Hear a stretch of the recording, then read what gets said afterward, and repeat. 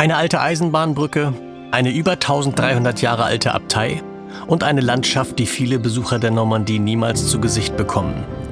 Auf diesem Roadtrip erkunde ich die unbekannte Seite der Normandie, einer Region, die viel mehr zu bieten hat als ihre berühmte Küste.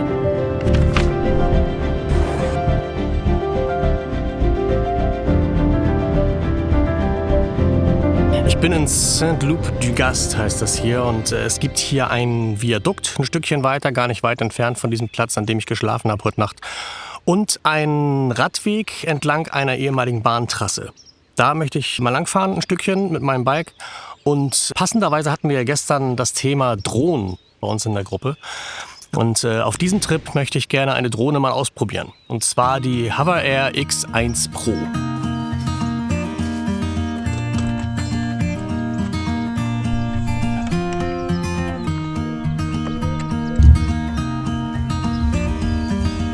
Bis zu dem Viadukt sind es von dem Stellplatz aus nur wenige 100 Meter. Und ich nutze die menschenleere und gerade Strecke für einen ersten Testflug mit der Drohne. Und ich habe mein erstes Erfolgserlebnis. Kurz darauf taucht auch schon das Viadukt vor mir auf.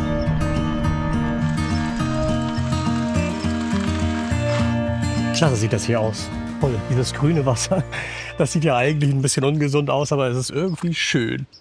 Für sowas ist natürlich die Drohne optimal, ne? Mir fehlt noch ein bisschen das Vertrauen, sie auch übers Wasser zu schicken. Dafür kenne ich mich mit der Drohne noch zu wenig aus. Aber wer weiß, vielleicht ändert sich das ja schon im Laufe dieser Tour. Jedenfalls ist sie sehr, sehr einfach zu bedienen, das muss man schon mal sagen. Man muss hier auf den Schienen echt vorsichtig sein, ne? Teilweise muss man hier über die Schienen rüber, muss man nicht, aber man kann über die Schienen rüberfahren. Und dabei haben sich jetzt eben schon 2 Radfahrer vor meiner Nase lang gemacht. Aber ich bin froh, dass ich diese dicken Reifen habe, damit ist das nicht ganz so tricky. Der Gedanke, dass auf dieser Strecke früher tatsächlich Züge unterwegs waren, fasziniert mich. Das Viadukt wurde bereits 1873 für die Eisenbahnstrecke zwischen Mayenne und Domfront errichtet. Es ist damit mehr als 150 Jahre alt. Und trotzdem erfüllt es bis heute seinen Zweck. Nur eben auf eine etwas andere Art als früher. Von hier aus führt mich mein Weg wieder zurück. Denn in dieser Richtung endet der Radweg bereits nach wenigen 100 Metern. Ich folge der ehemaligen Bahntrasse in die andere Richtung. Diese Strecke gehört zur Voie Verte zwischen Ambrières-les-Valliers und La Chapelle-Anthenais. Sie führt entlang der alten Eisenbahnstrecke, die heute Radfahrern, Wanderern und Reitern vorbehalten ist. Ein Teil der Strecke ist Bestandteil der Vélo Français, einer Fernradroute, die die Normandie mit der Atlantikküste verbindet. Auch wenn die alten Gleise nicht überall mehr zu sehen sind, lässt sich der Ursprung dieser Strecke noch sehr gut erkennen. Der gerade Verlauf, die sanften Steigungen und die großzügige Breite erinnern daran, dass hier früher einmal Züge unterwegs waren. Heute geht es hier deutlich ruhiger zu, vermute ich. Wer hier mit dem Rad unterwegs ist, hört statt des Zischens und Schnaufens der Dampfloks nur das monotone Knirschen der Reifen auf den Schotterwegen und die Geräusche der Natur. Die Strecke hat eine Gesamtlänge von rund 40 Kilometern. Dafür fehlt mir als Fahrrad-Newbie aber noch das Sitzfleisch. Ich setze meine Reise fort. Viele Normandie-Reisende kennen vor allem die Küste mit ihren spektakulären Klippen, den langen Stränden und geschichtsträchtigen Orten wie den des D-Day. Aber hier, ein paar Kilometer weiter im Landesinnern, erwartet den Besucher eine ganz andere Normandie. Hier dominieren keine großen Touristenattraktionen, sondern sanfte Hügel, kleine Dörfer, alte Bauernhöfe und eine Landschaft, die stark von ihrer Geschichte geprägt ist. Überall finden sich Spuren vergangener Zeiten, von alten Herrenhäusern bis hin zu den Ruinen mittelalterlicher Burgen, die daran erinnern, wie umkämpft diese Region einmal gewesen ist.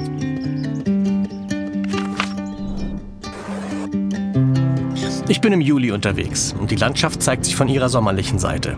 Auf den weitläufigen Feldern rechts und links von mir warten riesige Strohballen auf ihren Abtransport und machen klar, das hier ist keine Gegend, in der man von einem Höhepunkt zum nächsten hetzt. Diese Gegend lebt vor allem von ihren weiten Landschaften und der beruhigenden Atmosphäre. Das bedeutet aber nicht, dass es hier keine Höhepunkte gibt. Ich erreiche La Roche-d'Oetre, einen der beeindruckendsten Aussichtspunkte der Region. Mitten in der sanften Hügellandschaft der Normandie öffnet sich hier plötzlich eine fast unwirkliche Szenerie. Steile Felswände, tiefe Abhänge und ein weiter Blick über die bewaldeten Täler der Suisse Normande, der Schweizer Normandie, wie diese Region genannt wird. Das ist wieder echt ein schönes Ziel hier. Ich bin jetzt eine Stunde oder sowas, eine gute Stunde durch die Pampa gefahren, also bin kaum Menschen begegnet, was nicht wirklich richtig ist. Also natürlich sind mir ein paar Autos entgegengekommen, ich bin auch durch Dörfer gefahren und so weiter, aber fernab von jeglichem Tourismus. Und dann bin ich hier die letzte Kurve gefahren und dann standen da 2 Busse, alles voller Pkw. Aber hier sind jetzt trotzdem keine Menschen. Es gibt hier 2 Restaurants, Cafés, wenn ich das richtig gesehen habe. Es sind auch nicht so viele Menschen da. Tatsächlich, ich weiß nicht, was das da hinten ist. Mal sehen, da gehe ich vielleicht auch noch mal hin gleich. Da muss es ja irgendwas zu sehen geben. Die Felsen von La Roche-d'Oetre wurden über Jahrmillionen durch die Kraft des Wassers geformt. Der kleine Fluss Rouvre hat sich hier tief in das Gestein eingeschnitten und dabei diese markante Landschaft geschaffen. Heute fällt die Felswand rund 100 Meter steil ins Tal ab und gehört zu den wohl eindrucksvollsten Naturdenkmälern der Normandie.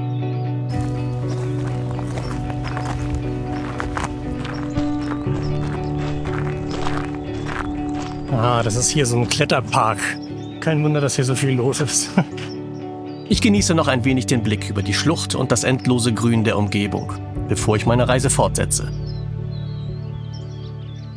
Mein Weg führt mich weiter durch die Suisse Normande. Diese Region rund um die Flüsse Orne und Rouvre ist geprägt von einer Landschaft, die über Jahrhunderte durch die Landwirtschaft und von der Natur geformt wurde.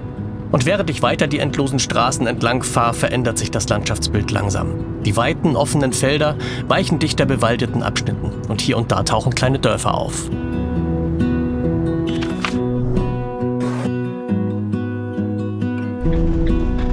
Ich habe meinen Schlafplatz erreicht und das ist gar nicht so schlecht hier. Allerdings nur Sonnenplätze. Was aber gar nicht so schlimm ist hier, weil hier ein ziemliches Lüftchen weht, zumindest jetzt gerade aktuell. Und ich habe erstmal alles aufgerissen und das zieht da jetzt richtig schön durch. Das ist total angenehm. Und hier drumrum, das sieht ja auch schon anständig aus, finde ich, oder? Die Felsen da hinten, das sieht ja auch schon klasse aus. Für heute ist Schluss. Ich lasse den Tag entspannt ausklingen.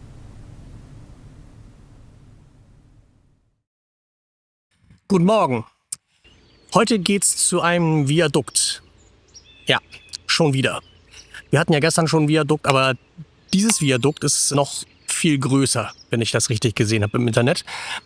Und das ist auch gar nicht weit von hier entfernt, knappe 2 Kilometer. Da bin ich schnell. Mit allem drum und dran wird das also in 2-3 Stunden, denke ich mal, abgegrast sein. Und dann habe ich jetzt beschlossen, werde ich vielleicht noch da hochfahren. Das ist auch toll, ne? Ich habe beschlossen, dass ich da vielleicht noch hochfahre. Ja, aber so sieht's aus. An solchen Orten habe ich mein E-Bike wirklich schätzen und lieben gelernt und möchte es mittlerweile auch nicht mehr missen. Ich kann mein Womo einfach stehen lassen und die letzten Kilometer mit dem Rad fahren.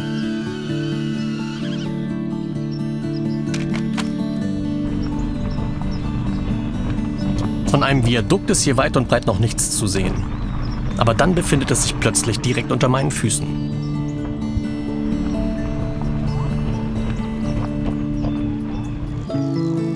Das Viadukt wurde 1866 als Teil der Eisenbahnstrecke zwischen Caen und Flers errichtet. Mit seinen 9 Bögen überspannt es auf rund 100 Metern Länge und einer Höhe von 30 Metern das Tal der Orne. Früher war es für die Eisenbahn ein wichtiger Bestandteil dieser Strecke durch die hügelige Landschaft. Heute fahren auf dieser Strecke keine Züge mehr. Stattdessen ist das Viadukt vor allem ein beliebter Aussichtspunkt und beliebtes Ausflugs- und Urlaubsziel. Die Gegend rund um das Bauwerk ist frei zugänglich und wird zum Baden, Paddeln, Wandern oder Biken genutzt. Ich musste mich jetzt mal hier so ein bisschen in den Schatten zumindest zurückziehen. Ich habe zwar Wasser dabei, aber das ist auch schon warm. Ich werde jetzt langsam mutiger mit dem Rad, ne? Ich bin hier jetzt diesen Weg hochgefahren. Sehr, sehr steinig und teilweise auch echt steil. Und zwar zu diesem Aussichtspunkt.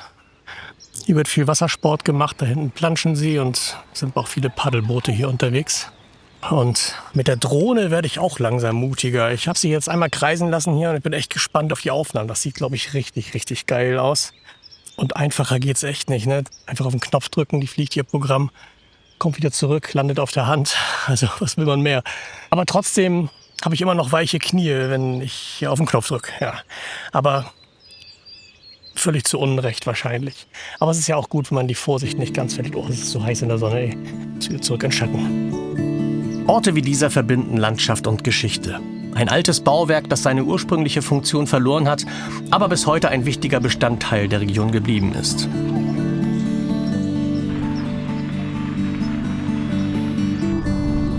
Wieder zu Hause. Eigentlich hatte ich ja überlegt, da noch hochzufahren, ja.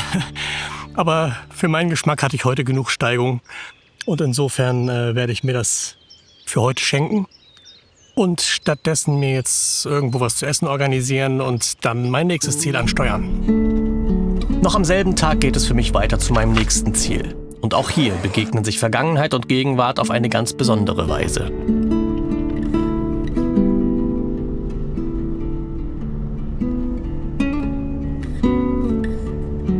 Wie in weiten Teilen Frankreichs fällt auch hier in der Normandie auf, dass viele außergewöhnliche Orte erstaunlich unkompliziert zugänglich sind. Aussichtspunkte, historische Bauwerke oder landschaftliche Sehenswürdigkeiten lassen sich häufig ohne hohe Stellplatz- und Eintrittspreise besuchen und erkunden. Natürlich gibt es auch in der Normandie hier und da ein Kassenhäuschen vor den Sehenswürdigkeiten. Aber viele Plätze, die andernorts vielleicht kommerziell stärker genutzt würden, wirken hier noch angenehm frei und offen. Ziel erreicht.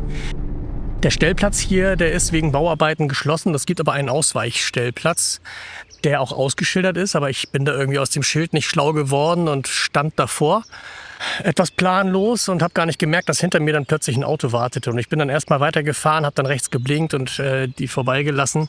Und sie hielt dann aber vor mir, stieg aus und kam zu mir ans Fenster und hat gefragt, ob ich einen Platz suche. Und dann hat sie versucht, mir das zu erklären. Ich habe es auch einigermaßen verstanden, aber sie sagte dann irgendwann, ach, wissen Sie was, irgendwie fahren Sie mir einfach hinterher.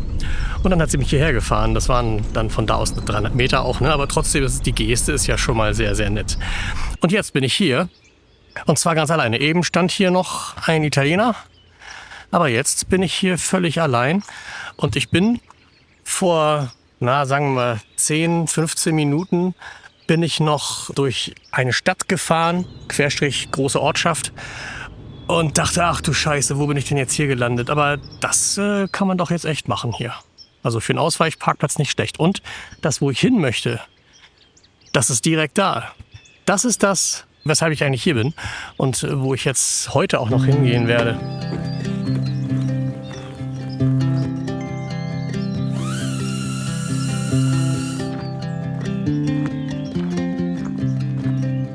Ich weiß nicht, wie es euch geht, aber wenn ich einen Tag lang so unterwegs bin, dann vergesse ich schon mal die Zeit.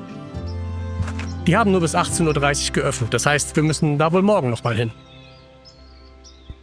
Am nächsten Morgen führt mich mein Weg also noch einmal zur Abtei. Und schon beim Betreten des Geländes fühle ich mich sofort in eine andere Zeit und in eine andere Welt versetzt.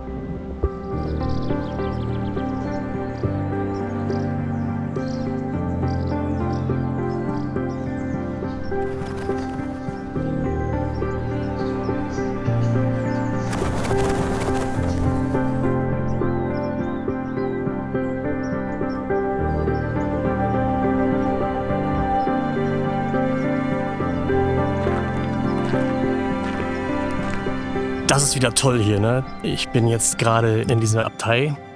Also ich bin nicht in der Abtei, sondern ich habe mich mal ein bisschen zurückgezogen. Aber man kann da auch rein. Die ist oben offen, das Dach fehlt sozusagen. Aber man kann da überall sich frei bewegen und rumlaufen. Auch hier auf dem Gelände, in dem Garten. Und es gibt hier zwar auch ein paar Menschen, die das machen, außer mir, aber wirklich nicht viel. Also fernab von dem, was man touristisch nennen könnte. Eintritt kostet 7,50 Euro, das ist auch noch echt im Rahmen des Machbaren. Parken kostet gar nichts. Der Stellplatz befindet sich quasi direkt in Reichweite dieser Abtei.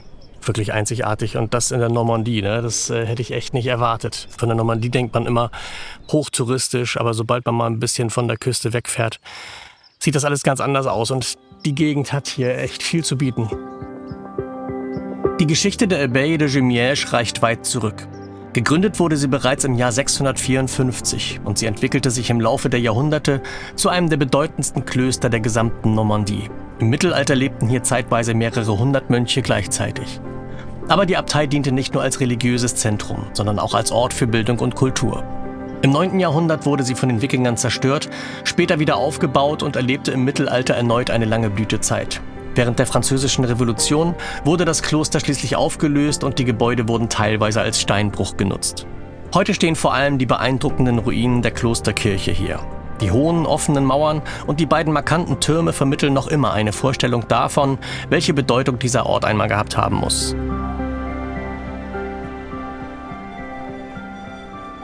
Großartig. Solche Ruinen kann ich mir stundenlang angucken. Habe ich jetzt auch. Ich war jetzt bestimmt 2 Stunden war ich ganz locker da drin unterwegs und das kann man auch. Die Geschichte ist schon auch interessant natürlich. Es gibt da auch so Infotafeln und so weiter, allerdings nur auf Französisch. Aber es ist einfach wunderschön anzusehen. Dieses Blau von dem Himmel, das Grün von dem Gras und dieser weiße Stein, das ist einfach eine tolle Kombi. Großartig. Jetzt sehe ich gerade, habe ich einen Nachbarn bekommen. Ich werde hier auch noch den Tag über stehen bleiben und mir jetzt meinen Bike noch mal schnappen und hier an die Seine fahren. Es gibt hier 2 Seine-Schleifen und da gibt es sicherlich Möglichkeiten, eine kleine Radtour zu machen. Bevor es weitergeht, möchte ich euch aber kurz meine Begleiterin auf dieser Reise mal ein bisschen näher vorstellen. Die Hover Air X1 Pro. Was mir als Drohnenmuffel bei dieser Drohne besonders gut gefällt, ist die extrem einfache Bedienung. Es gibt einen großen zentralen Knopf zum Ein- und Ausschalten und zum Starten der Drohne. Und über die beiden zusätzlichen Taster rechts und links von diesem Knopf kann man zwischen den einzelnen Programmen hin und her wechseln. Und zwar ohne jedes Mal das Smartphone rausholen und mit der Drohne verbinden zu müssen. Das allein finde ich schon super, weil man sie im Grunde wie eine normale Kamera verwenden kann. Man schaltet sie ein, wählt das Programm aus, drückt die Starttaste und dann übernimmt die Drohne den Rest. Der Start erfolgt direkt aus der Hand. Die Drohne hebt ab, beginnt automatisch mit der Aufnahme und fliegt dann das ausgewählte Programm. Top-Down, Follow, Zoom-Out, Dolly, wie sie alle heißen, 360 Grad, Orbit und so weiter. Hier ist alles Wichtige abgedeckt. Insgesamt gibt es 10 Programme. Am Ende des Flugs streckt man einfach die Hand aus, die Drohne stoppt die Aufnahme, landet wieder zuverlässig und schaltet sich anschließend auch selbstständig wieder aus. Man kann die Hover Air X1 Pro auch manuell über die App steuern. Das erfordert allerdings ein bisschen mehr Übung als diese automatischen Flugprogramme. Die Steuerung funktioniert dann entweder über virtuelle Joysticks oder über Richtungstasten und gibt zur besseren Kontrolle auch ein haptisches Feedback. Das ist wirklich richtig gut gemacht. Und bei meinen Tests hat die Steuerung auch sehr zuverlässig und ohne spürbare Verzögerung reagiert. Das soll bis zu einer Entfernung von 50 Metern funktionieren. Für größere Distanzen gibt es Zubehör, das auch darüber hinaus eine zuverlässige Steuerung erlauben soll. Die verschiedenen Flugprogramme lassen sich über die App individuell anpassen. Je nach Programm können hier Flugdauer, Geschwindigkeit und weitere Parameter eingestellt werden. Die Aufnahmen werden direkt auf der Drohne gespeichert. Man kann zwar eine zusätzliche Micro-SD-Karte einsetzen, die ist aber nicht zwingend erforderlich. Außerdem sehr positiv ist, dass die Drohne klare Sprachanweisungen und Statusmeldungen ausgibt, zum Beispiel den aktuellen Flugmodus, Ankündigung des Starts oder eventuelle Probleme. Sie ist super kompakt, mit unter 200 Gramm Gewicht, super leicht und passt, wenn man will, sogar in die Hosentasche. Will man nicht, geht aber. Der Fluss der Aufnahmen ist meistens, aber leider nicht immer ganz ruckelfrei. Aber Bildqualität und Auflösung, bei dieser Ausführung hier sind das 4K, ist top. Und es gibt auch eine 8K-Version. Und der Käfig soll unkaputtbar sein. Der Packung liegt ein Materialmuster mit der Aufforderung bei, zu versuchen, es kaputt zu machen. Und tatsächlich kann man es biegen, drehen oder knicken, wie man will, da geht gar nichts kaputt. Natürlich ersetzt so eine kompakte Follow-Me-Drohne keine professionelle Kameradrohne mit großem Sensor und manueller, maximaler Flugkontrolle. Die Stärken liegen hier woanders. Sie ist klein, leicht, schnell einsatzbereit und ermöglicht Aufnahmen, die man so sonst alleine nicht realisieren könnte. Und das macht sie für mich zu einem perfekten Tool, das ich ab jetzt mit Sicherheit öfter mal zum Einsatz kommen lassen werde. Normalerweise plane ich meine Roadtrips und auch meine Radtouren zumindest grob im Voraus. In diesem Fall war das aufgrund einer schlechten Internetverbindung allerdings nicht möglich. Also bleibt mir nur Plan B. Ich fahre los und schaue, was passiert. Ich fahre erstmal in Richtung Seine. Die Seine prägt diese Region seit Jahrhunderten. Der Fluss hat sich tief in die Landschaft gegraben und die typischen Seine-Schleifen gebildet. Die gewaltigen Flussbögen bestimmen mit ihren bewaldeten Hängen und dem ruhigen Wasser bis heute das Bild dieser Gegend. Die Seine ist aber nicht nur schöne Kulisse, sie ist auch eine der wichtigsten Verkehrsadern. Riesige Frachtschiffe nutzen den Fluss, um weit ins Landesinnere zu gelangen. Ein beeindruckender Kontrast. Leider ist ein direkter Zugang zum Ufer nicht überall möglich. Aber da, wo es geht, finden sich entlang der Schleifen sogar auch immer mal wieder kleine Strandabschnitte. Eine Besonderheit sind die Fähren, die sogenannten Bacs, die beide Uferseiten der Seine miteinander verbinden. Sie überqueren die Seine zwischen Rouen und Le Havre an insgesamt 8 Stellen und können kostenlos genutzt werden. Schon früher musste die Seine auch für große Seeschiffe frei passierbar bleiben. Brücken mit einer entsprechenden Durchfahrtshöhe waren damals technisch und wirtschaftlich aber kaum realisierbar. Die Bacs sind also nicht nur praktisches Verkehrsmittel, sondern auch ein kleines Stück normannischer Tradition.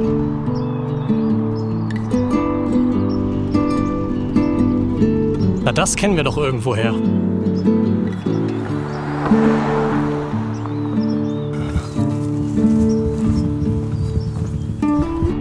Ich nähere mich langsam wieder Jumièges.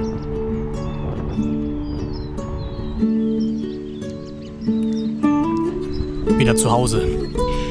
Das war schön, aber ich hätte mir gewünscht, dass es direkt am Seine-Ufer entlang vielleicht eine Promenade gibt oder ein paar Radwege wenigstens. Das ist leider überhaupt nicht der Fall. Ich hätte mir zwischendurch mal ein Eis gewünscht oder sowas. Ja, das gibt es hier alles nicht. Wenn man hier mit dem Rad unterwegs ist, dann muss man sich so ein bisschen abseits von dem Seine-Ufer bewegen. Die Wege entlang des Ufers scheinen privat zu sein und sind nur für Sicherheitskräfte und so weiter freigegeben. Das ist ein bisschen schade. Aber ansonsten ist die Landschaft hier sehr, sehr schön. Und auch hier durch die Obstplantagen. Und teilweise wird das Obst auch direkt an der Straße da verkauft. Und ich hätte auch gerne noch ein paar Drohnenaufnahmen gemacht. Das hat sich jetzt auch nicht wirklich angeboten. Aber das macht überhaupt nichts, denn diese Drohne, die begeistert mich wirklich. Ich glaube, ich mache da mal ein ganz eigenes Video drüber. Das Hinterland der Normandie zeigt eindrucksvoll, dass eine Region nicht immer von einigen wenigen großen Sehenswürdigkeiten leben muss. Hier gibt es selbst in der Hochsaison kaum überlaufene Orte mit Attraktionen, die alles andere in den Schatten stellen. Der Reiz liegt hier neben vielen kleineren sehenswerten Orten, vor allem im Reisen und dem Unterwegssein selbst.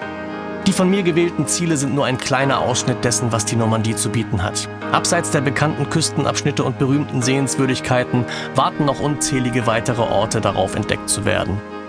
Wenn du auch die Küste der Normandie abseits des großen Touristentrubels kennenlernen möchtest, dann sieh dir auch Teil 1 meiner kleinen Normandie-Reihe an, in dem ich dich entlang der Küste zu einigen der bekanntesten Orte zwischen Meer, beeindruckenden Landschaften und greifbarer Geschichte mitnehme. Denn die Normandie ist nicht nur ein Reiseziel, sie ist eine Region voller Geschichten, Landschaften und kleiner großer Entdeckungen.